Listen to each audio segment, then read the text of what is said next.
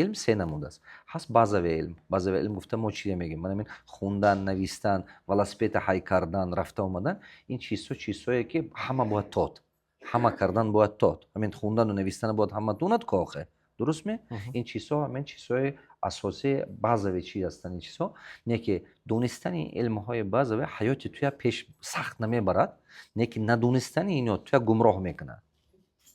همین آدم که همین شرایط حاضره با نتوند خوندن و نوشتن او عقب میبره. دوم چی این اوجه متخصص این علم پروفسیونالی های متخصصی های متخصص این همون آدمی است که هم با عقل است، هم مناسبت ساختن میتود، هم سایه خودش به متخصص های این اوجه دیگه خیلی اوروین. این اوروینه که آدم مثلا برای که متخصص شدن 5 سال 7 سال میخونه یک صحبه، با 10 سال 15 سال کار میکنه، بعد پروفسیونال متخصص شدن میتونه با این بالا با علم این سیوم اورا ساکرالنی علم میگن.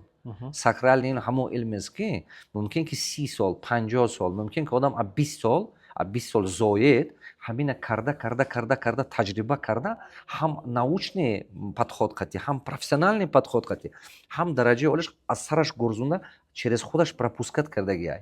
من مثال از بیزنس با ما ساکرالنی علم میتیم. این چی گفته گپ؟ این گفته گپ من مثال اگر 100 تا ایده باشد ممکن که 2 تاش کار میکند بیزنس با، یا که 100 تا کار میکنی 2 تاش نتیجه میده، انمون 2 تا ما نشون میده.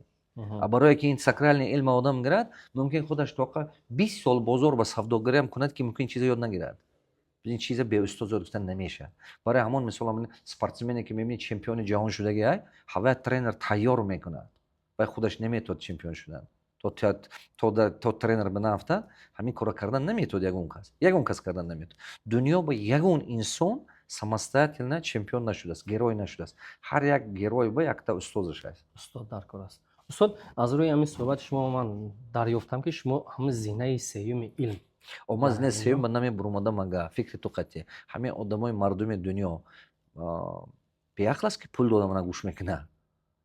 آدم من به پول دادم میبل نمیخرد کاخه. پول دادم مثلا کاستوم نمیگیرد مگه. پول میتید که من قطعش گپ زنم. وقتی که من تاجیکستان با بی پول گپ میزنم بعض آدم با تنمو میکنه. نه که نسامم دیلی عکسی که ما علمی که داریم همون علم و علم همون مردم با به حد فایدهش میرسه.